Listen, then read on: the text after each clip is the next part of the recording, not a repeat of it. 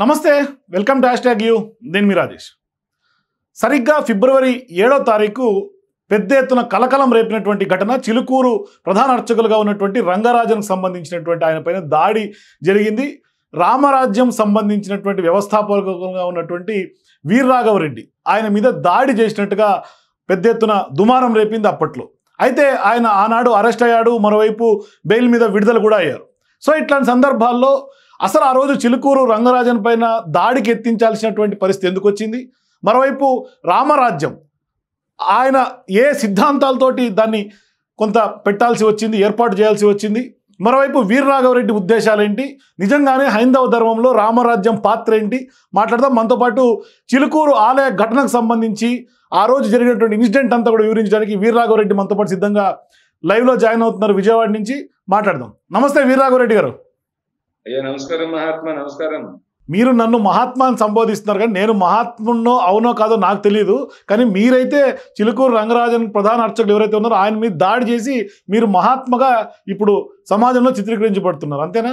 సర్వభూతస్థమాత్మానం సర్వభూతాని చాత్మని ఈక్షతే యోగయుక్తాత్మ సర్వత్ర సమదర్శన.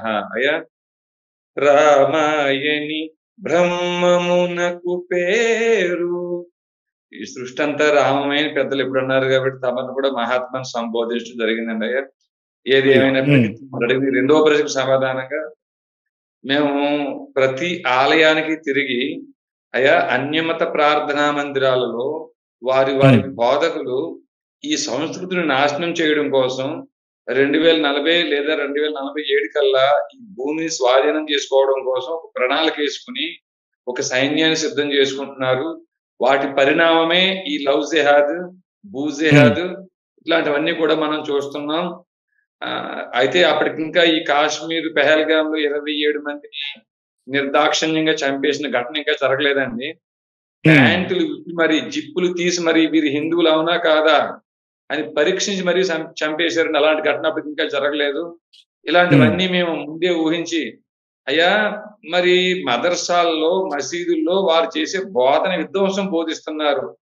వాటి నుంచి రక్షించడం కోసం మా ఆలయాలు మాకు బోధకులుగా మీరే ఉన్నారు, అర్చక పురోహితులు మీరే ఉన్నారు కాబట్టి మీరు నడుం కట్టండి, ఊరికి ఒక్క సైనికుడిని తయారు చేయండి, ఫుల్ టైమర్ని. ఈ సైనికుడి యొక్క పోషణ ఆ ఊరు చూసుకోవాలి. ఇలా కానీ ప్రతి ఊర్లో ఉండే అర్చక పురోహితులు పని చేస్తే 27,800 గ్రామాల్లో 2 రాష్ట్రాల్లో మనం 27,800 మంది సైన్యం అవుతాం. కనీసం 5-6 వేల మంది సైన్యాన్ని మనం తయారు చేసుకోగలిగినా మన దేవాలయాలు భూములు కాపాడుకోవచ్చు, భూ సంరక్షణ చేసుకోవచ్చు.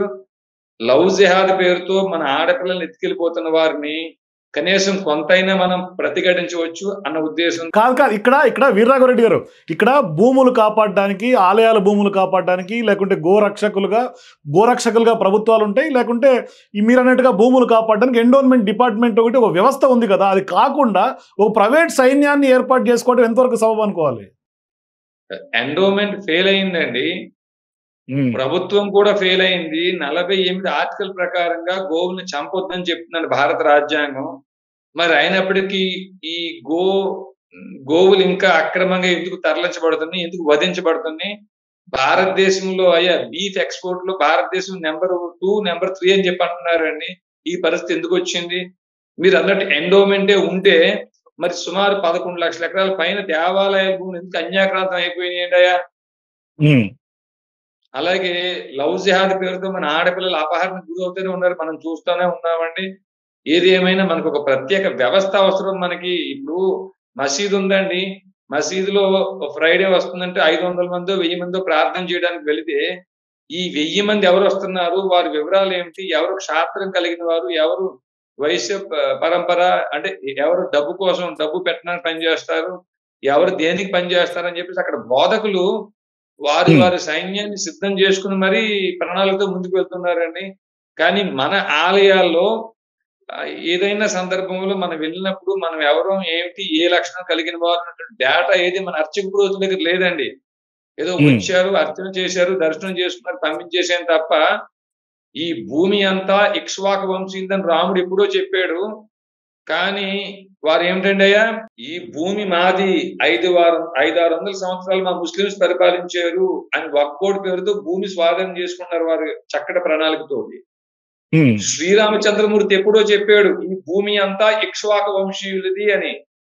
అసలు ఆ ఇక్ష్వాకు వంశీయులు ఎవరు, ఏ ఏ గోత్రాల్లో ఉన్నారు, మన ఆలయ పరిధిలో ఎంతమంది ఉన్నారు, యదాహి ధర్మస్య గ్లానిర్భవతి భారత అని కృష్ణుడితో స్వయంగా పిలిపించుకున్నటువంటి ఆ భరత వంశీయులు ఎవరు, మన ఆలయ పరిధిలో ఎంతమంది ఉన్నారు, ఇలాంటివన్నీ కూడా చక్కగా అధ్యయనంతో కూడా అధ్యాపనం చేయాల్సిన బాధ్యత మన అర్చక పురోహితులు. కానీ కాదు ఇక్కడ వీరరాఘవరెడ్డి గారు, ఇక్కడ మీరన్నట్టుగా మా వ్యక్తిగత డేటానో లేకుంటే నాకు సంబంధించినటువంటి వ్యవహారాలు లేకుంటే నాకు సంబంధించినటువంటి డేటా మొత్తం ఒక ఆలయంలో ఉన్నటువంటి అర్చక పురోహితులకు ఇస్తే అది కాస్త వక్రీకరణకు గురయ్యే అవకాశం లేదంటారా? అంటే ఏ కాన్ఫిడెన్స్ తోటి ఇవ్వాలి? ఎందుకంటే మన వ్యక్తిగత డేటాను ఖచ్చితంగా ఎవరికి ఎక్స్పోజ్ చేయడానికి లేదు, అంటే ప్రభుత్వానికే ఇవ్వాలా వద్దా అని మీమాంస పడుతున్నటువంటి సందర్భాలు చాలా వరకు ఉన్నాయి. అట్లాంటి సందర్భాల్లో ఒక అర్చక పురోహితుడి దగ్గరికి వెళ్ళి ఖచ్చితంగా మా వ్యక్తిగత డేటా ఇది అని మనం ఎందుకు ఇవ్వాలి? అసలు ఏంటి అవసరం ఏంటి? అసలు వ్యక్తిగత డేటా కాదండి అది.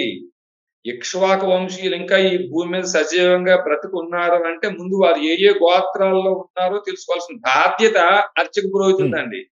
అవును, మరి అట్లాంటప్పుడు గోత్రాలు చెప్తాం కదా. ఇప్పుడు అర్చనకు వెళ్ళినప్పుడు మీరు అన్నారు అర్చనకు వెళ్ళినప్పుడు గోత్రం చెప్పుకుంటే అర్చన అయితే చేసుకోరు కదా వెళ్ళిన ప్రతి ఒక్కరు కూడా.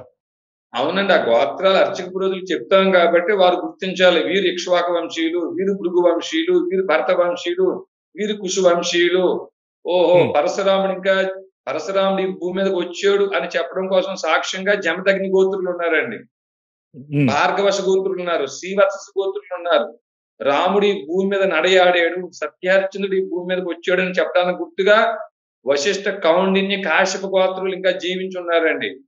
భరత వంశీయులు ఈ భూమి మీదకి వచ్చారు, మహాభారతం నిజం అని చెప్పడం కోసమే ఆ ధనంజయ గోత్రులు, అంటే ఏ ధనంజయ గోత్ర క్షత్రియ ప్రవకులో భర్త పరిస్థితి విష్ణువర్ధన మహారాజ్ వంశ అనే ప్రవర దాగుందో ఆ భరత వంశీయులు వీరు అనేటువంటి కనీస పరిజ్ఞానం కూడా ఈ అర్చక పురోహితులకు ఉండాల్సిన అవసరం ఉంది. దురదృష్టం, మేము సుమారు 70-80 ఆలయాలు తిరిగితే ఇక్ష్వాకు వంశీయులు ఏ ఏ గోత్రాల్లో ఉన్నారు వారికి తెలియదు, భరత వంశీయులు ఏ గోత్రులు తెలియదు, భార్గవశ అయితే ఈ యొక్క భృగు వంశీయులు ఏ ఏ గోత్రాల్లో ఉన్నారో వారికి ఆ పరిజ్ఞానం లేదు. దీనివల్ల కాదు ఇక్కడ కాదు వీరరాఘవరెడ్డి, మీరంటే రీసెర్చ్ చేశారు, దాని మీద మీకు ఒక అభిలాష ఉంది, ఖచ్చితంగా తెలుసుకోవాలని ఒక కోరిక ఉంది, ఒక ఆలోచన విధంగా ఒక సిద్ధాంతపరంగా మీరు ముందుకెళ్ళారు. ప్రతి ఒక్క ఆలయ పురోహితులకి దేవుణ్ణి దేవతార్చన ఏ విధంగా చేయాలి లేకుంటే అర్చన ఏ విధంగా చేయాలి ఇదే ఉంటుంది తప్పితే వాళ్ళేంటి వీళ్ళేంటి అని తెలుసుకోవాల్సినటువంటి అవసరము లేదంటే కనుక వాళ్ళ అంత పరిజ్ఞానం ఉంటుందా, అవసరమా? ఒక సర్జన్ కి సర్జరీ తెలియదు అంటే ఎంత మనకు హాస్యంగా ఉంటుందో, అర్చక పురోహితులకి గోత్రాలు ఏ ఏ గోత్రాల వారు, ఏ ఏ వంశీయులు, ఏ ఏ గోత్రాల్లో ఏ ఏ ప్రవర్లు ఉన్నాయి అనేటువంటి కనీస పరిజ్ఞానం లేదు అంటే అంతే హాస్యంగా ఉంటుందండి అయ్యా. ఇది వారి పని, అర్చక పురోహితుల పని. భగవద్గీత 18వ అధ్యాయం 42వ శ్లోకం చెప్తుందండి, క్షేమో దమస్తప శౌచం శాంతిర్జావమేవచ జ్ఞాన విజ్ఞానం ఆస్తిక్యం బ్రహ్మకర్మ స్వభావజం. ఈ లక్షణాలు లేకపోతే వారు బ్రాహ్మణులే కాదు, వారు బ్రాహ్మణులు కాకపోతే అర్చక పురోహితులుగా ఉండొచ్చు. కానీ శమము దమము లాంటి గుణాలన్నీ మీకుంటే మీరు బ్రాహ్మణులే, నాకుంటే నేను బ్రాహ్మణుని భగవద్గీత చెప్తుందండి. 18వ అధ్యాయం 43వ శ్లోకం క్షాత్రం గురించి చెప్తుందండి. మీ ఊరిలో క్షాత్రం కలిగిన వారు ఎంతమంది ఉన్నారో మీకే గుర్తు ఎరగకపోతే ఇంక మీరు అర్చక పురోహితులుగా ఉండి కూడా ప్రయోజనం లేదండి, ఏం ఉపయోగం లేదండి. మీరు పెట్టే నైవేద్యాలు, నశించిపోయే నైవేద్యాలు వారికి అవసరం లేదండి. స్వరార్ణవాన్ని పూజిస్తారండి. శివాది సన్మతముల్లో శివుడు గాని, విష్ణువు గాని, దుర్గమ్మ గాని, వినాయకుడు గాని వీరందరూ కూడా స్వరార్ణవం పూజించేవారు. వారు నశించిపోయే పదార్థాలు, పాసిపోయే పదార్థాలు మీరు పెడితే తినాల్సిన దుస్థితి వారికి లేదండి. వారికి నైవేద్యాలు పెట్టడం కోసం, పూజలు చేయడం కోసమే మన దేవాలయాలు అయితే మనకి దేవాలయ వ్యవస్థే అని అవసరం లేదండి. సో ఇక్కడ వీరరాఘవరెడ్డి గారు, ఇక్కడ వ్యవస్థ ఎంత బాగానే ఉంది, కానీ మీరు 70-80 ఆలయాలు తిరిగారు, అర్చకులతో చాలామంది అర్చకులతో మీరు ఇంటరాక్ట్ అయ్యారు, ఆ వీడియోలు కూడా మీరు చేసి సోషల్ మీడియాలో అప్పట్లో పెట్టినట్టుగా మీ మీ వ్యవహారం దాడి తర్వాత వీరరాఘవరెడ్డి ఎవరో ప్రపంచానికి తెలిసింది, తెలుగు రాష్ట్రానికి తెలిసింది. అప్పటిదాకా వీరరాఘవరెడ్డి చేసినటువంటి ఉద్యమం కానీ వీరరాఘవరెడ్డి కానీ ఎవరికి తెలియదు వాస్తవానికి.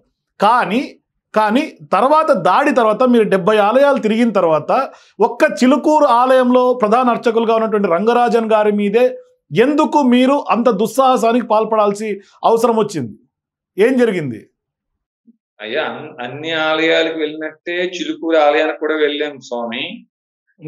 కానీ అక్కడికి వెళ్ళేసరికి ఆ కాదు అన్ని ఆలయాలకు వెళ్ళినట్టుగా చిలుకూరు ఆలయానికి వెళ్తే అంత పెద్ద సైన్యంతో వెళ్ళాల్సినటువంటి అవసరమా? అంటే రెగ్యులర్ గా ఏ ఆలయానికి వెళ్ళినా మీరు ఒక దండయాత్ర లాగా ఒక సైన్యాన్ని తీసుకొని వెళ్తారా? ప్రతి ఆలయానికి వెళ్ళినప్పుడు మేము 20-30 మంది వెళ్ళామండి.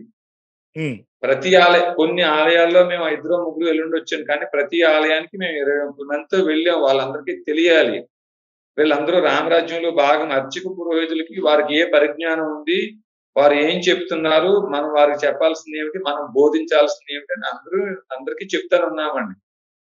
ఎందుకంటే మనం మార్టేరులో ఉన్నప్పుడు మేము 30 మంది వెళ్ళామండి. అంతకు ముందు మేము ఈ కోటప్ప కొండ వెళ్ళినప్పుడు సుమారు 35 మంది వెళ్ళామండి. అట్లా చాలా ఆలయాలకు వెళ్తూనే ఉన్నామండి. అందులో భాగంగానే ఈ చిలుకూరు ఆలయానికి కూడా వెళ్ళామండి. అంటే కాదండి, పరిజ్ఞానం లేకుండా పోతే దాడి చేసేస్తారా? అంటే పరిజ్ఞానం లేకుండా పోతే దాడి చేయడం కూడా సబబు కాదండి. పరిజ్ఞానం లేకపోయినా పర్వాలేదు, అందరికీ అన్ని తెలియాలని లేదు. చాలా మంది అర్చకులు అయ్యా మేము ఈ దిశగా ఇప్పటికీ ఆలోచించలేదు, కానీ మీరు చెప్పారు ఇది మంచి ఆలోచన, తప్పకుండా మేము ఈ దిశగా ప్రయత్నం చేస్తాం కొంతమంది చెప్పారు. కొంతమంది వారు చెప్పేది మేము విన్నామండి. ఈ చిలుకూరు ఆలయానికి వెళ్ళే సమయానికల్లా ఈ ప్రధాన అర్చకులు భగవద్గీత 18వ అధ్యాయం 42వ శ్లోకం శమో ధమ తపః శౌచం క్షాంతర్జావమేవచ జ్ఞానం విజ్ఞానం ఆస్తిక్యం బ్రహ్మకర్మ స్వభావజం అని ఏ లక్షణాలు ఉంటే బ్రాహ్మణులని చెప్పిందో ఆ లక్షణాలకు విరుద్ధంగా ఆయన పనిచేస్తున్నారండి అక్కడ ఆలయ ప్రాంగణంలో. అంటే లక్షణాల విరుద్ధంగా అంటే ఏంటి లక్షణాలు విరుద్ధంగా అంటే ఏంటి? అంటే స్పెసిఫిక్ గా ఏమన్నా కేటగరైజ్ గా ఏమన్నా ఉన్నాయా లక్షణాలు ఏమన్నా? సుమారు ఉదయం 8 గంటల ప్రాంతంలో ఆయన పట్టపగలు మద్యం సేవిస్తూ ఒక ప్రత్యేక గదిలో ఒక 2 మహిళలతో వ్యభిచారం చేస్తున్నారండి ఆయన. మీరు చూసారా? అంటే మేము తలుపు తీసే సమయానికి, అంటే మేము ఆ రూమ్ దగ్గరికి వెళ్లే సమయానికి లోపల శబ్దాలు వినిపిస్తున్నాయండి. శబ్దాలు వినిపిస్తున్నాయి, ఆ శృంగారానికి సంబంధించిన శబ్దాలు, ఆ మూలుగులు వినిపిస్తున్నాయి. కానీ మేము అనుకోలేదు లోపల రంగరాజన్ గారు ఉంటారు అని మేము అనుకోలేదు. ఈ ఆలయ ప్రాంగణంలో ఈ పైన ఫస్ట్ ఫ్లోర్ లో మొదటి అంతస్తులు ఈ పని ఈ దుస్సాహసం ఎవరు చేస్తున్నారు? చిలుకూరు ఆలయాన్ని ఆనుకుని ఉంది ఈ ప్రాంగణం, ఆ గుడి కాంపౌండ్ లోపల ఉంది, ఎవరు ఈ పని చేస్తున్నారు? ఆ బయట కూడా చాలా అపరిశుభ్రమైన వాతావరణం అండి. చాలా చెత్తగా తిని పాడేసినట్టు ఎముకలు, మాంసం, ఇట్లాంటి దరిద్రమైన వాతావరణం బయట కూడా అసలు బాగాలేదండి.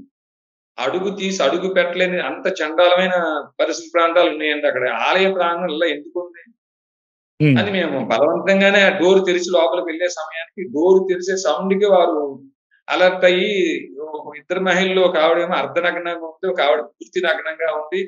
రంగరాజన్ గారేమో టీ షర్ట్ మాత్రం ఉంది, ఆయనకి కింద పంచె లేదండి ఆయనకి. ఆ టీ షర్ట్ కూడా ఇక్కడ దాకా పైకి లేవబట్టుకుని ఉందండి. టీ షర్ట్ పొట్ట పైకి లేపి టీ షర్ట్ ఉందండి. అయినా మేము డోర్ తీసిన వెంటనే ఆయనే మా చేతిలో ఉన్న సెల్ ఫోన్ లాక్కునే ప్రయత్నం చేసి నా చేతిలో ఉన్న ఫోన్ లాక్కుని కింద నేలకేసి కొట్టాడండి ఆయన రంగరాజన్ గారు. కాదు ఇదంతా ఒక ప్రీ ప్లాన్ స్కెచ్ లాగా, హనీ ట్రాప్ లాగా ఎందుకు దీన్ని జనాలు అనుకోకూడదు? ఎలా స్వామి? ఇదంతా ఒక ప్రీ ప్లాన్ స్కెచ్ లాగా, ఒక హనీ ట్రాప్ లాగా ఎందుకు అనుకోకూడదు?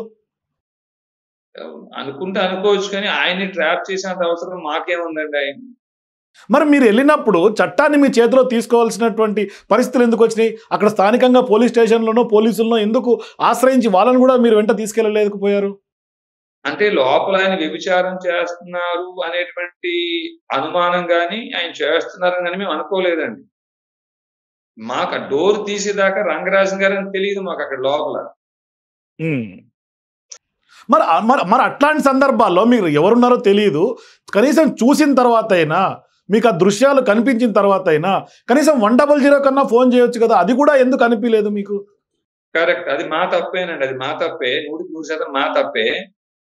మేము 100 ఫోన్ చేసి రంగరాజన్ గారిని అక్కడ 2 మహిళల్ని మేము పట్టించుంటే మాత్రం ఎక్కడ ఈ ఆలయానికంతా చెడ్డ పేరు వస్తుంది, బయటికి తెలిసిపోతుంది, మన గుర్తు మనమే, మన అర్చక పురోహితులు మనమే రూట్ను వేయాలి, మన ఆలయం ఉండే ఖ్యాతి ఎక్కడ తగ్గిపోతుందని ఆలోచించున్నామండి. రంగరాజన్ గారు కూడా మొదట కొంచెం నాతో ఘర్షణ వాతావరణం అయిపోయిన తర్వాత ఆయనే నా కాళ్ళు పట్టుకుని, అయ్యా ఎట్టి పరిస్థితుల్లో ఈ వీడియో బయటకు రావద్దు, ఎట్టి పరిస్థితుల్లో ఈ విషయాలు బయటకు చెప్పొద్దు, మా పరువు. కానీ కానీ కానీ పరువు పోతుంది. ఆ రోజు మీరు కాళ్ళు పట్టుకుంటే ఆవాల వీరరాఘవరెడ్డి హీరో అయ్యారు. ఇవాళ ఎందుకు బయటకు వచ్చి ఈ విషయాలని చెప్పాల్సి వస్తుంది? కరెక్ట్ అండి. అయ్యా ఇప్పుడు మేము ఎందుకు చెప్పాల్సి వస్తుందంటే, చాలా చాలా సార్లు మీరు ఆలయంలో రంగరాజు గారి దగ్గరికి వెళ్ళి డబ్బులు డిమాండ్ చేశారట. ఆ డబ్బులు మీరు వారు మీకు ఇవ్వలేదని మీరు వారిని కొట్టారట. చిలుకూరు ఆలయానికి ఉండి ఎత్తుకెళ్ళిపోవడం కోసం వెళ్ళారంట. మీరు ఉండి ఎత్తుకెళ్ళిపోయి ఇలా రకరకాల కథనాలు వార్తా ఛానల్లో మీరు తమరే చూస్తున్నారు కదండి. కానీ ఇప్పుడు ఎందుకు ఆ రోజు కూడా చెప్పాం, అయ్యా మీకు ఉగాది దాకా సమయం ఇస్తున్నాం, దయచేసి ఇవన్నీ మానేసేయండి, పనికిరాని పనులన్నీ మానేసేయండి, రామరాజ్య స్థాపన మీద దృష్టి పెట్టండి అని ఆ వీడియోలో కూడా స్పష్టంగా చెప్పామండి. ఈ వ్యభిచారం మానేయండి, ఇవన్నీ మానేని మాటలు అనుకుంటే ఎన్ని పనికిరాని పనులన్నీ మానేసేయండి, పనికొచ్చే పనులు చేయండి మీరు, ఇది మీ పని కాదు, రామరాజ్య స్థాపన కోసం మనం పనిచేయాల్సిన సమయం ఇప్పుడు ఆసన్నమైంది అని చెప్పేసి ఆయన చెప్పొచ్చానండి నేను. కానీ ఆయన ఏం లెక్కేశారు, నా వెనకాల ఈ సీఎం ఉన్నారు, మంత్రులు ఉన్నారు అన్న ఉద్దేశంతోనేమో ఆ పూర్తి స్థాయిలో ఇక నన్ను ఎవరు ఏమీ చేయలేరు అన్న ఉద్దేశంతో ఆయన మా మీద కేసులు పెడితే మా నోరు నొక్కేయచ్చు అన్న ఉద్దేశంతో ఆయన పనిచేస్తుంటారేమో అనుకుంటున్నాను. కానీ ఇప్పటికి కూడా ఆయన లీగల్ గానే వెళ్తాను వీరరాఘవరెడ్డి పైన వారికి అట్లాంటివి ఏమీ లేవు, నేను ఖచ్చితంగా చేస్తున్నటువంటి ఆరోపణలు మాత్రమే, వాటిని ఖచ్చితంగా ప్రూవ్ చేయాలి, లేదంటే కనుక లీగల్ యాక్షన్ తీసుకుంటా ఛానల్స్ లో మాట్లాడే అంశాలపైన కూడా అంటూ కూడా ఆయన చేస్తున్నటువంటి స్టేట్మెంట్స్ కూడా ఉంది. సంతోషమైన లీగల్ గా చర్య ఎవరి మీదైనా తీసుకోవచ్చు. అక్కడ గుడిలో అసాంఘిక కార్యకలాపాలు చేస్తున్న ఆయన మీద మేము కూడా లీగల్ గా చర్య తీసుకోవచ్చు. అయ్యా ఏమాత్రం సంబంధం లేకుండా తప్పుడు సెక్షన్లు పెట్టిన పోలీసుల మీద రిమాండ్ రిపోర్ట్ లో తప్పుడు చార్జెస్ ఫ్రేమ్ చేసే ఉద్దేశంతో లేని కేసులు, కొట్టేసిన కేసులు కూడా మా మీద ఉన్నాయని మ్యాజిస్ట్రేట్ అబద్ధం చెప్పి తప్పుడు రికార్డ్ క్రియేట్ చేసిన పోలీసుల మీద కూడా మేము చర్య తీసుకోవచ్చు. అందరికీ అవకాశం, అలాగే ఆయన తీసుకుంటే సంతోషం. ఒకవేళ నిజంగా ఇప్పటికైనా ఆయన బుద్ధి తెచ్చుకుని ఆలయ పరిసర ప్రాంతాల్లో అటువంటి తప్పుడు పనులు చేయకుండా ఉంటే ఇంకా మాకు సంతోషం అండి. అయ్యా ఆయన బయటకు వెళ్ళి ఏదో లాడ్జ్ లోనో ఇంకెక్కడో గెస్ట్ హౌస్ లోనో వారికి వీరికి ఇష్టమైతే వారు ఏం చేసుకున్నా మాకు అభ్యంతరం లేదండి. సెక్స్ అనేది బయలాజికల్ నీడ్ అండి, వారి కుటుంబం కూడా ఎక్కడో దూరంగా ఉంటుందని ఆయనే చెప్పారు. కాబట్టి ఆ సెక్స్ అనేది ఎవరు అతీతులు అయితే కాకపోవచ్చు, ఆ సెక్స్ అందరికీ అవసరం. కానీ కానీ కాదు ఇప్పుడు ఆ ఇమ్మీడియట్ ఆ సంఘటన జరిగిన తర్వాత మీరేమో చైర్ మీద కూర్చొని ఆయనేమో కింద ఒక నిందితుల్లాగా కూర్చోబెట్టి, అంటే ఒక మనిషిని, హోదా ఉన్నటువంటి వ్యక్తిని, సమాజంలో పరువు ప్రతిష్టలు కలిగినటువంటి వ్యక్తిని మీరు హ్యూమిలేట్ చేయటం కాదా? ఆయనంతటా ఆయనే కింద కూర్చుని నా కాళ్ళు పట్టుకున్నది ఆయనే. ఈ విషయం ఎవరికి బయటకు చెప్పొద్దని ఆయనే కింద కూర్చున్నాడు అండి. ఆయన కింద ఎవరో కూర్చోబెట్టారు. మరి ఇప్పుడు ఆయన కాళ్ళు పట్టుకున్నా కూడా వీరరాఘవరెడ్డికి కనికరించలేదా? అంటే మానవత్వం కూడా లేదా కనీసం కొంచెం కూడా? అవునండి, కాళ్ళు పట్టుకున్నాడు, మేము చెప్పేసాం, వచ్చేసాం, మేమేమి ఎవరికి బయట చెప్పలేదు కదా. ఆ రోజంతా ఆయన ఏమో మద్యం సేవించున్నాడు, ఈ విషయం ఎవరికి బయట పడద్దని ఆ రోజు పోలీస్ స్టేషన్కి వెళ్ళలేదు, కంప్లైంట్ ఇవ్వలేదు, బయట ఎవరికి చెప్పలేదు. ఆ రూమ్ అంతా వాడి పాడేసిన నిరోధులు, అయ్యా కొంచెం మద్యం తాగిన గ్లాసులు ఇవన్నీ చండాలంగా రూమ్ అంతా పడుతుంది. అప్పుడు ఎవరికైనా చెప్తే ఇవన్నీ బయటపడతాయని ఆ రోజంతా ఆయన అవన్నీ శుభ్రంగా ఆ మద్యం బాటిల్ తీసేయటం, ఈ నిరోధ ప్యాకెట్లు తీసేయటం, ఈ ఎవిడెన్స్ అంతా డిస్ట్రాయ్ చేసిన తర్వాత 8వ తేదీ పోలీస్ స్టేషన్ లో కంప్లైంట్ ఇచ్చాడండి, నా మీద దాడి చేశారు. అవును, ఆలస్యంగా వెలుగు చూసిన ఘటననే మీడియాలో కూడా కథనాలు వచ్చినాయి. అవునండి. మరి ఇప్పుడు మీరు అక్కడ వెళ్ళారు, ఘటన జరిగింది, అంత ఎపిసోడ్ జరిగింది. ఆ ఎపిసోడ్ జరిగినవి ఇవాళ వీరరాఘవరెడ్డి కావాలని రంగరాజన్ గారి మీద అభియోగాలు వేస్తున్నారు అంటే మీ దగ్గర ఉన్నటువంటి ఆధారాలు ఏంటి? మీరు వెళ్ళినప్పుడు సిచ్యువేషన్స్ అన్ని మీరు వీడియో రికార్డింగ్ చేశారా? చేసాము. ఇప్పుడు ఆ సెల్ ఫోన్లు బయటకు రావద్దని రంగరాజన్ గారి యొక్క పరపతి ఉపయోగించి అయ్యా మా సుమారు 15 సెల్ ఫోన్లు సీజ్ చేయించారండి. నేను 8వ తేదీ రిమాండ్ అయ్యాను. నేను 8వ తేదీ రిమాండ్ అయితే సుమారు 9వ తేదీ ఈ వీడియోలు బయటకు వచ్చినాయండి. అప్పుడు కూడా ఆయన అర్ధనగ్నంగా, ఇతర మహిళలు నగ్నంగా ఉన్న వీడియోలు బయట పెట్టలేదు. ఎందుకంటే ఆ గుడికి గాని మన అర్చక పురోహిత వ్యవస్థ కానీ చెడ్డ పేరు రావద్దని మేము మంచి ఉద్దేశంతోనే అవి బయట పెట్టలేదండి. రెండోది ఈ 10, 11, 12 తేదీల్లో మా మిగతా వాళ్ళని కూడా అరెస్ట్ చేశారు. సుమారు 23 మందిని అరెస్ట్ చేశారండి. ఈ పోలీసులకు తెలుసండి. రంగరాజన్ గారు చేసిన వెధవేషాలు ఏమిటో పోలీసులకు ఆ వీడియోలన్నీ పోలీసులు చూసే ఉంటారండి. తెలియకుండా ఉండదు. మమ్మల్ని అరెస్ట్ చేసినప్పుడు వారి ప్రధాన ఉద్దేశం అంతా ఫోన్లు సీజ్ చేయడం, ఆ వీడియోలు బయటకు రాకుండా చూడటమేనండి. సో మీరు జైలు పాలైన తర్వాత మీ మీద ఏమన్నా కక్ష సాధింపు లాంటివి ఏమన్నా జరిగినాయా? అంటే కక్ష సాధింపు అంటే సీఎం రేవంత్ రెడ్డి గారు ఏది నిజం ఏది అబద్ధం తెలియకుండా వారు వన్ సైడెడ్ గా మేము యాక్షన్ తీసుకోమన్నామని చెప్పి ఆ డీజీపీ గారికి అవి చెప్పాను, ఇన్స్ట్రక్షన్స్ ఇచ్చానని చెప్పేసి అన్నాడు. ఇది కూడా తప్పండి, ఆయన చేసిన తప్పు. ఆ జైల్లో మాత్రం సూపరింటెండెంట్ అండి ఆయన పేరు శివకుమార్ గౌడ్ అండి. ఆయన ప్రవర్తన మాత్రం కొంచెం విచిత్రంగా ఉందండి. మీరు ఆంధ్ర నుంచి తెలంగాణకు ఎందుకు వచ్చారు అసలు?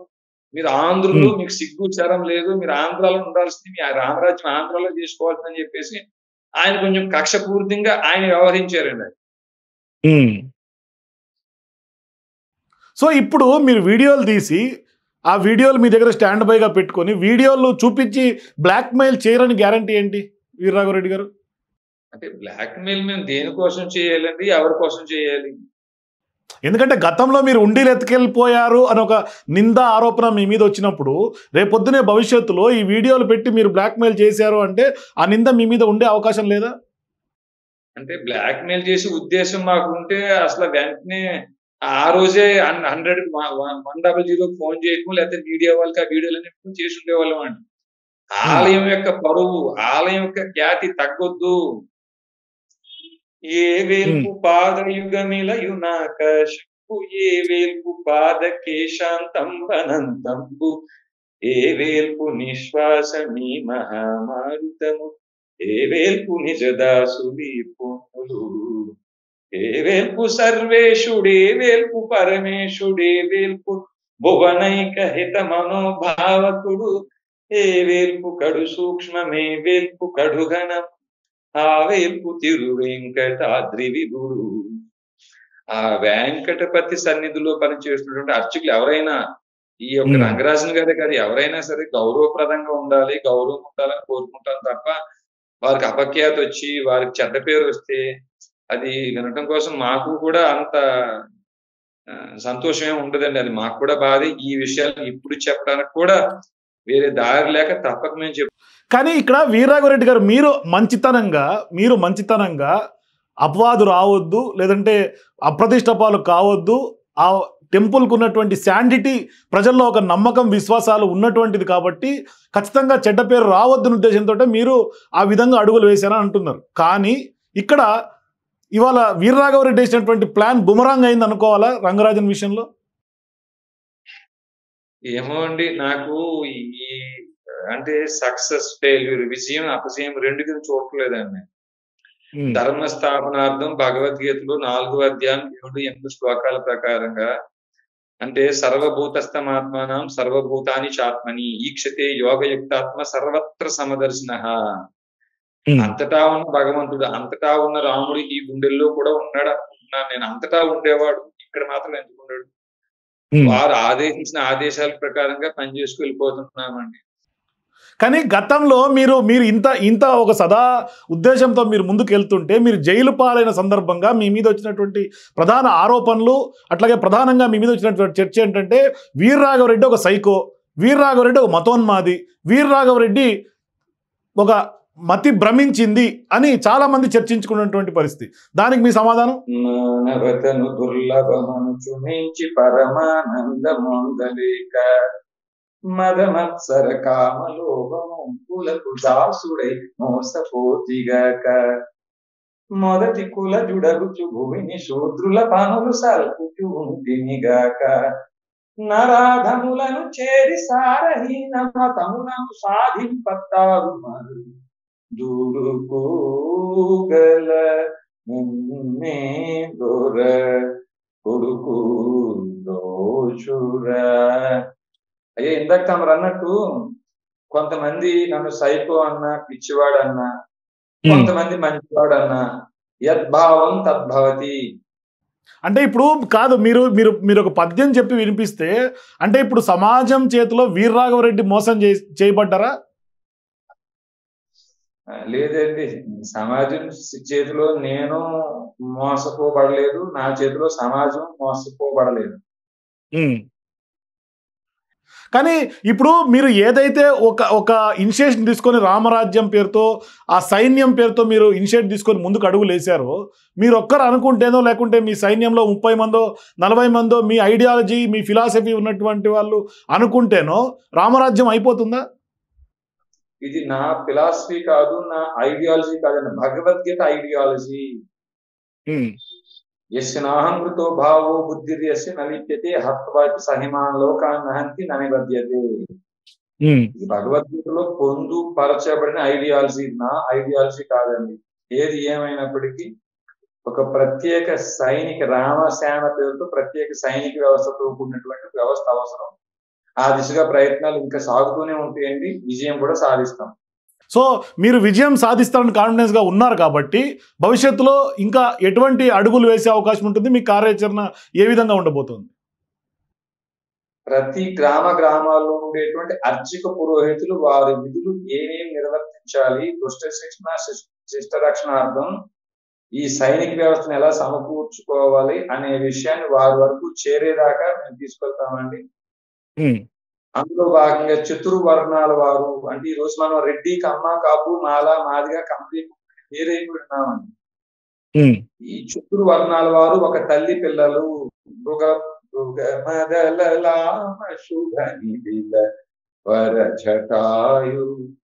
మోక్ష ఫలగా.